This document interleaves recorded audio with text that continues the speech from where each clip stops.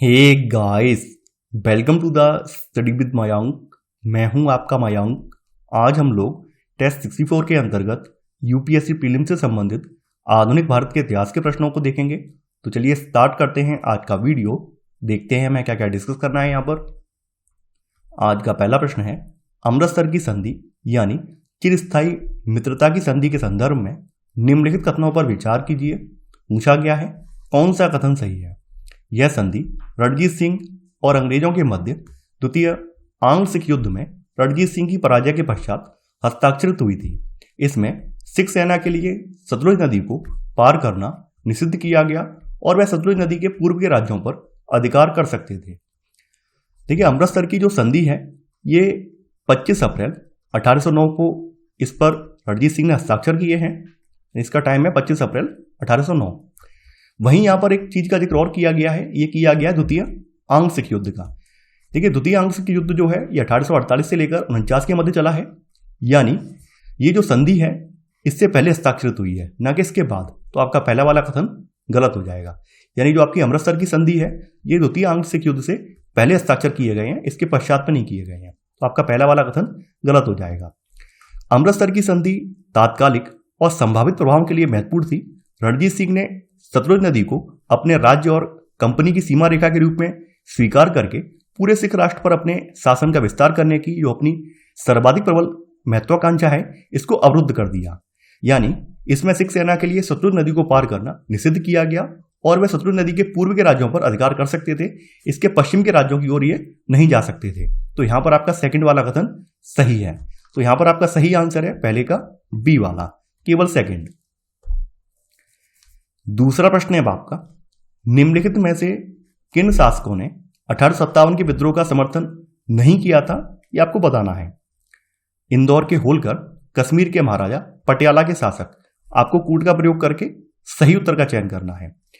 देखिए, 1857 के विद्रोह में जिन शासकों ने भाग नहीं लिया था उनमें आपके ग्वालियर के सिंधिया थे, इंदौर के होलकर थे, पटियाला के शासक थे, इसके अलावा कश्मीर के महाराजा भी थे। यानी पटियाला के सिंध, अन्य सिख सरदार भी इसमें शामिल थे जिन्होंने इसमें भाग नहीं लिया था। तो यहां पर आपका सही आंसर होगा सेकंड का ए वाला। 1, 2 और 3 यानी इनमें से किसी ने भी 1857 के स्वतंत्रता संग्राम में भाग नहीं लिया था। तो यहां पर सही आंसर है सेकंड का ए वाला। तीसरा प्रश्न है आपका, यंग बंगाल आंदोलन के संदर्भ में निम्नलिखित कथनों पर विचार कीजिए। पूछा गया है कौन सा कथन सही है। इसका नेतृत्व हेनरी विवियन डेरोजियो ने किया था। वे प्रिंटिंग प्रेस के माध्यम से लोगों को शिक्षित करने में लगे हुए थे। इनके द्वारा किसानों के हित में हड़ताल, सामूहिक अवकाश और धरना जैसी गतिविधियां शुरू की गईं।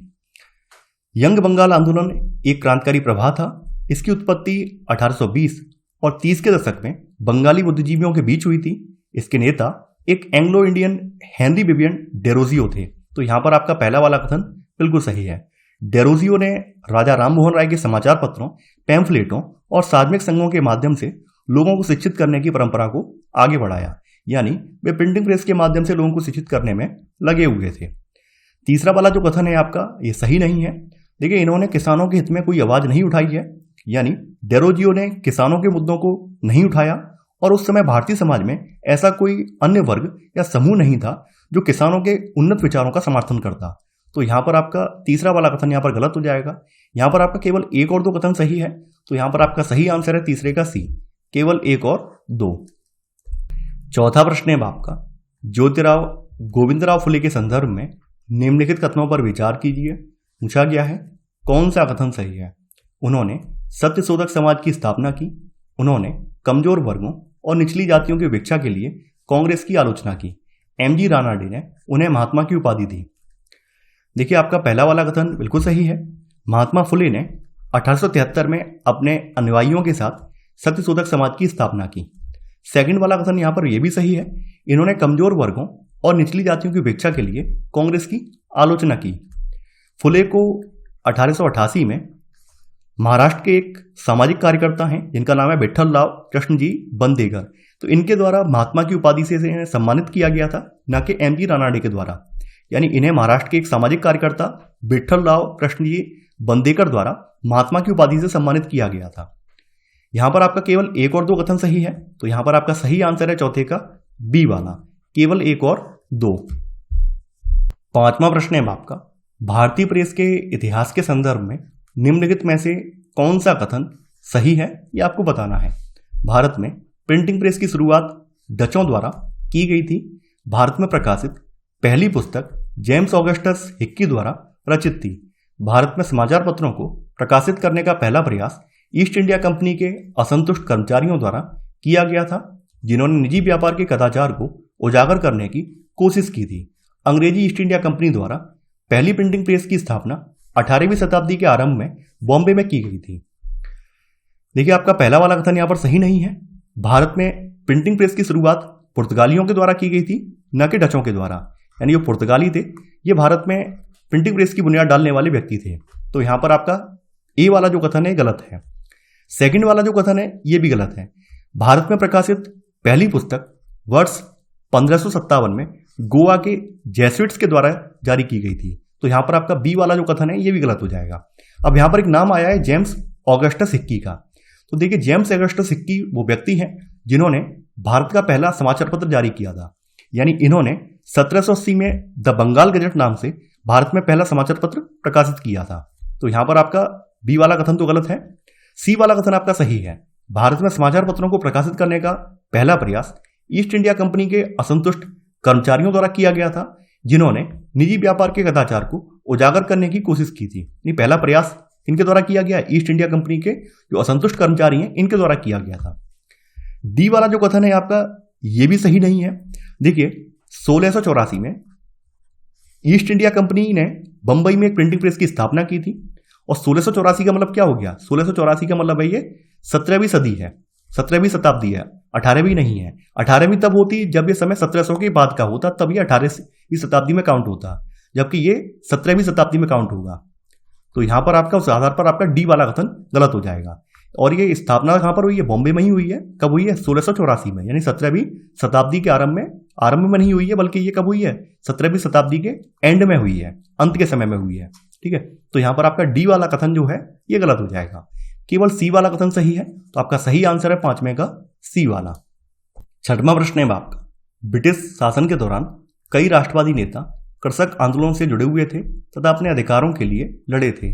इस संदर्भ में निम्नलिखित में से कौन से नेता कृषक आंदोलनों से जुड़े हुए थे? गौरीशंकर मिश्रा, एनजी रंगा, स्वामी सहजानंद सरस्वती। आपको कोड का प्रयोग करके सही उत्तर का चयन करना है। देखिए, गौरीशंकर मिश्रा की बात कर लें तो 1918 में यूपी किसान सभा के गठन में इन्होंने एक महत्वपूर्ण भूमिका निभाई थी।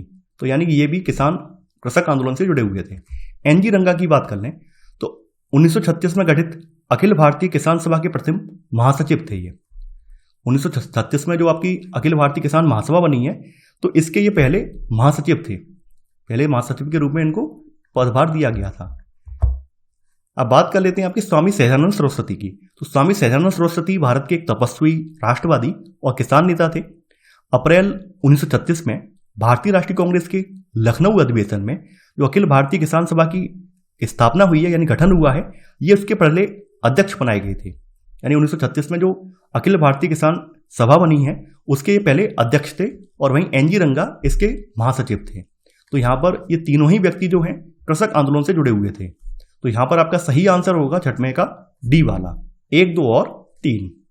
सातवां प्रश्न है आपका, सामाजिक धार्मिक आंदोलन के संदर्भ में अलीगढ़ आंदोलन और देवबंद विचारधारा के मध्य निम्नलिखित अंतरों पर विचार कीजिए। पूछा गया है कौन सा कथन सही है?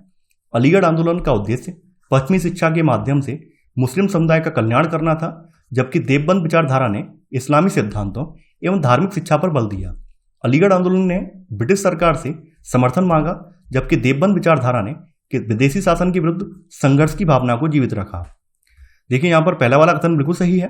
अलीगढ़ आंदोलन का जो उद्देश्य था वो पश्चिमी शिक्षा के माध्यम से मुस्लिम समुदाय का कल्याण करना था। वहीं जो देवबंद विचारधारा थी इसने इस्लामी सिद्धांतों और धार्मिक शिक्षा पर ज्यादा बल दिया है। यहां पर आपका सेकंड वाला कथन ये भी सही है। देखिए, अलीगढ़ आंदोलन ने ब्रिटिश सरकार से समर्थन मांगा है, जबकि देवबंद विचारधारा ने विदेशी शासन के विरुद्ध संघर्ष की भावना को जीवित रखा है। तो यहां पर आपका दोनों ही कथन सही है। तो यहां पर आपका सही आंसर है सातवें का सी वाला, 1 और 2 दोनों। आठवां प्रश्न है आपका, टीपू सुल्तान के संदर्भ में निम्नलिखित कथनों पर विचार कीजिए। पूछा गया है कौन सा कथन सही है? विज्ञान और प्रौद्योगिकी का संरक्षक होने के नाते वह रॉकेट प्रौद्योगिकी का उपयोग करने वाले पहले शासकों में से एक था। उसने विस्तृत सर्वेक्षण और वर्गीकरण के आधार पर एक भूराजस्व प्रणाली तैयार की थी। उसने सिंचाई और कृषि संबंधी अवसंरचना को प्रोत्साहन दिया था। देखिए यहाँ पर आपका पहला वाला कथन बिल्कुल सही है। टीपू सुल्तान विज्ञान और प्रौद्योगिकी का संरक्षक था। उसे भारत में रॉकेट प्रौद्योगिकी के अग्रणी के रूप में श्रेय दिया जाता है। सेकंड वाला कथन यहाँ पर यह भी सही है। उसने विस्तृत सर्वेक्षण और वर्गीकरण के आधार पर एक भू राजस्व प्रणाली तैयार की थी और इस व्यवस्था में जो कर है वो प्रत्यक्ष रूप से किसानों पर लगाया जाता था और वेतनभोगी अभिकर्ताओं के माध्यम से नगद में इसे एकत्र किया जाता था, जिससे राज्य के संसाधन आधार का काफी विस्तार हुआ। तो यहाँ पर आपका सेकंड वाला कथन ये भी सही है। तीसरा वाला कथन यहाँ पर यह भी सही है। देखिए, टीपू ने कृषि का आधुनिकीकरण किया, बंजर भूमि के विकास हेतु कर में छूट प्रदान की, सिंचाई अवसंरचना का निर्माण किया, पुराने बांधों की मरम्मत की और कृषि विनिर्माण और रेशम उत्पादन को प्रोत्साहन इसने दिया है। तो यहाँ पर तीनों ही कथन सही हैं। तो यहाँ पर आपका सही आंसर है 8वें का डी, 1, 2 और 3। 9वां प्रश्न है आपका, स्वतंत्रता संग्राम के दौरान प्रकाशित राष्ट्रपति समाचार पत्रों के संदर्भ में निम्नलिखित युग्मों पर विचार कीजिए। पूछा गया है कौन सा युग्म सही सुमेलित है। एक तरफ समाचार पत्र है, दूसरी तरफ उनका क्षेत्र है। इंडियन मिरर बंगाल, राष्ट्र गुप्तार बॉम्बे, केरल पत्रिका मद्रास। देखिए, बंगाल में जो समाचार पत्र निकाले गए हैं उनमें हिंदू पैट्रियट, अमृत बाजार पत्रिका, इंडियन मिरर, बंगाली, सोम प्रकाश और संजीवनी प्रमुख थे। तो यहां पर आपका पहला वाला युग्म सही सुमेलित है। राष्ट्र गुप्तार, देखिए बॉम्बे में राष्ट्र गुप्तार का मतलब है सत्य बताने वाला। नेटिव ओपिनियन, इंदु प्रकाश, मराठा और केसरी जैसे पेपर बॉम्बे से निकाले गए हैं। तो यहां पर आपका सेकंड वाला ये भी सही सुमेलित है।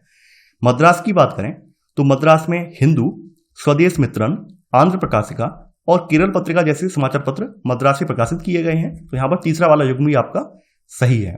यहाँ पर आपके तीनों ही युग्म सही सुमेलित हैं। तो आपका सही आंसर है 9वें का डी वाला, 1, 2 और 3। 10वां प्रश्न है आपका, लॉर्ड कॉर्नवालिस के अधीन हुए पुलिस सुधारों के संदर्भ में निम्नलिखित कथनों पर विचार कीजिए। पूछा गया है कौन सा कथन सही है। जमींदारों को उनके पुलिस कार्यों से मुक्त कर दिया गया था। उसने अंचलों या थानों की एक प्रणाली स्थापित की जिसका नेतृत्व अंग्रेजों द्वारा किया जाता था। जिले में पुलिस संगठन का नेतृत्व करने के लिए जिला पुलिस अधीक्षक का पद निर्मित किया गया। देखिए, कॉर्नवालिस ने जमींदारों को उनकी पुलिस की शक्ति से वंचित कर दिया और जिले को 20 से 30 मील के दायरे में पुलिस क्षेत्राधिकार की इकाइयों या थानों में विभाजित कर दिया। तो यहां पर आपका पहला वाला कथन सही है। प्रत्येक इकाई यानी कि थाना एक अधिकारी के अधीन होती थी जिसे दरोगा के नाम से जाना जाता था। दरोगा को मजिस्ट्रेट द्वारा नियुक्त किया जाता था और वह मजिस्ट्रेट के निरीक्षण में ही कार्य करता था। तो यहाँ पर सेकंड वाला कथन जो है गलत हो जाएगा, यानी कि ये अंग्रेजों के नेतृत्व में काम नहीं करता था बल्कि ये किसके, मजिस्ट्रेट के निरीक्षण में काम करता था। तो यहाँ पर आपका सेकंड वाला कथन गलत हो जाएगा। तीसरा वाला कथन यहाँ पर बिल्कुल सही है। जिले में पुलिस संगठन का नेतृत्व करने के लिए जिला पुलिस अधीक्षक का पद सृजित किया गया था। तो यहाँ पर आपका तीसरा वाला कथन सही है। यहाँ पर आपका केवल 1 और 3 कथन सही है। तो आपका सही आंसर है 10वें का डी, केवल 1 और 3। 11वां प्रश्न है आपका, निम्नलिखित युग्मों पर विचार कीजिए। पूछा गया है कौन सा युग्म यहाँ पर सही सुमेलित है। एक तरफ राजनीतिक संगठन है, दूसरी तरफ उनसे संबंधित व्यक्तित्व है। Madras Mahajan Sabha, P Ananda Charlu, Indian league, Shishir Kumar Ghosh, Bombay presidency association, MG Ranade. देखिए, मद्रास महाजन सभा मद्रास प्रेसिडेंसी में स्थित एक भारतीय राष्ट्रवादी संगठन था। मई 1884 में यानी कि 1884 में एम वीर राघवाचारी, जी सुब्रमण्यम अय्यर और पी आनंद चार्लू ने मद्रास महाजन सभा की स्थापना की। कब? 1884 में। तो आपका पहला वाला युग्म सही सुमेलित है। अब यहां पर बात कर लेते हैं शिशिर कुमार घोष की। तो शिशिर कुमार घोष एक प्रसिद्ध भारतीय पत्रकार थे। इन्होंने वर्ष 1868 में एक प्रसिद्ध बंगाली समाचार पत्र अमृत बाजार पत्रिका की शुरुआत की है। साथ ही ये बंगाल से संबद्ध एक स्वतंत्रता सेनानी भी थे। इन्होंने लोगों में राष्ट्रवाद की भावना को प्रेरित करने के उद्देश्य से 1875 में इंडिया लीग की शुरुआत की है। इंडिया लीग की शुरुआत शिशिर कुमार घोष के द्वारा 1875 में की गई है। बॉम्बे प्रेसिडेंसी एसोसिएशन की जो शुरुआत हुई है ये 1885 में हुई है, 1885 में हुई है और फिरोज शाह मेहता, बदरुद्दीन तैयब जी और केटी तेलंग के द्वारा इसकी शुरुआत की गई थी। यहाँ पर एमजी रानाडे इसमें नहीं थे। तो यहाँ पर तीसरा वाला कथन यहाँ पर युग्म जो है सही सुमेलित नहीं है। केवल 1 और 2 सही सुमेलित हैं। तो आपका सही आंसर है 11 का ए, केवल 1 और 2। 12वां प्रश्न है आपका, भारत पर यूरोपीय विजय के संदर्भ में डचों ने अपना प्रथम कारखाना कहां स्थापित किया था? सूरत, मसूलीपट्टनम, बॉम्बे, चंद्रनगर। देखिए, डचों ने अपना पहला कारखाना वर्ष 1605 में आंध्र प्रदेश के मसूलीपट्टनम में स्थापित किया था। तो यहां पर आपका सही आंसर है 12 का बी वाला। 13वां प्रश्न है आपका, भारतीय विश्वविद्यालय अधिनियम 1904 के संदर्भ में निम्नलिखित कथनों पर विचार कीजिए। पूछा गया है कौन सा कथन सही है? यह अधिनियम रैले आयोग की अनुशंसाओं पर पारित किया गया था। इस अधिनियम ने भारत में शोध को बढ़ावा देने के लिए निजी कॉलेजों की संबद्धता की शर्तों में छूट प्रदान की। देखिए, जो आपका रैले आयोग है ये 27 जनवरी 1902 को सर थॉमस रैले की अध्यक्षता में इसका गठन किया गया था। इसका उद्देश्य भारत में विश्वविद्यालयों की स्थिति और संभावनाओं की जांच करना तथा उनकी शासन व्यवस्था एवं कामकाज में सुधार के प्रस्तावों की अनुशंसा करना था। तो यहां पर आपका पहला वाला कथन सही है। सेकंड वाला कथन यहां पर सही नहीं है, यानी यहां पर बोला गया है कि जो निजी कॉलेजों की एफिलिएशन है या मान्यता प्रदान करने की जो शर्तें हैं उनमें छूट की बात यहां पर कही गई है। ये गलत है। मान्यता प्रदान करने के संबंध में इसमें नियमों को अधिक कठोर बना दिया गया है इस अधिनियम में। तो यहां पर आपका सेकंड वाला कथन गलत हो जाएगा। केवल पहला वाला कथन यहां पर सही है। तो सही आंसर है आपका 13 का ए, केवल 1। 14वां प्रश्न है आपका, औपनिवेशिक शासन के दौरान ब्रिटिश आर्थिक नीतियों के आर्थिक प्रभाव क्या हैं? कृषि का व्यवसायीकरण, प्रबंधन एजेंसी प्रणाली का उदय, शहरी हस्तशिल्प उत्पादन की वृद्धि। आपको कूट का प्रयोग करके सही उत्तर का चयन करना है। देखिए, ब्रिटिश शासन के दौरान, यानी ब्रिटिश जो शासन है, औपनिवेशिक शासन है, इसके दौरान कृषि का व्यवसायीकरण हुआ। खास करके आप देखेंगे चाय, कॉफी, नील, अफीम, कपास, जूट, गन्ना और तिलहन आदि अनेक वाणिज्यिक फसलों की कृषि यहां पर आरंभ की गई थी, यानी कृषि का व्यवसायीकरण हुआ था। इसका प्रबंधन एजेंसी प्रणाली का उदय भी हुआ है।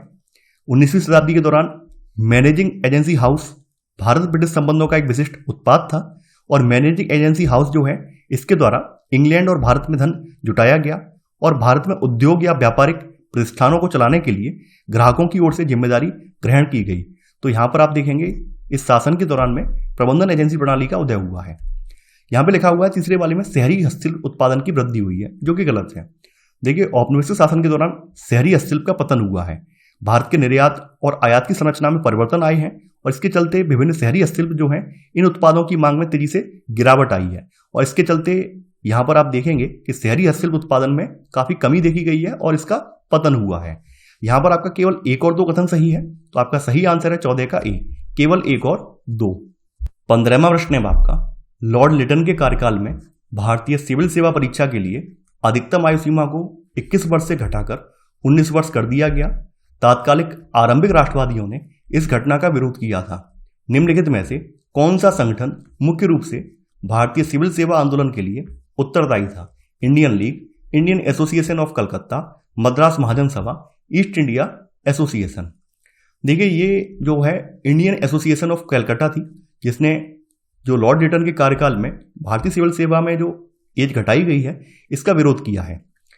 सुरेंद्रनाथ बनर्जी और आनंद मोहन बोस ने 1876 में इसकी स्थापना की थी। किसकी? इंडियन एसोसिएशन ऑफ कलकत्ता की स्थापना की थी और इस एसोसिएशन का उद्देश्य भारतीय लोगों को एक राजनीतिक कार्यक्रम के लिए एकजुट करना और राजनीतिक प्रश्नों पर एक सुदृढ़ जनमत का निर्माण करना था। कांग्रेस से पहले स्थापित संगठनों में इंडियन एसोसिएशन ऑफ कलकत्ता ने सर्वप्रथम भारतीय सिविल सेवा परीक्षा के लिए अधिकतम आयु सीमा को 21 वर्ष से घटाकर 18 वर्ष करने का मुद्दा उठाया था। तो यहां पर आपका सही आंसर है 15 का बी वाला। तो ये था हमारा आज का वीडियो। आई होप आपको आज का वीडियो पसंद आया होगा। आप लोग इस वीडियो को लाइक और शेयर करना बिल्कुल ना भूलें। तो चलिए आज के लिए बस इतना ही। Thanks for watching. जय हिंद।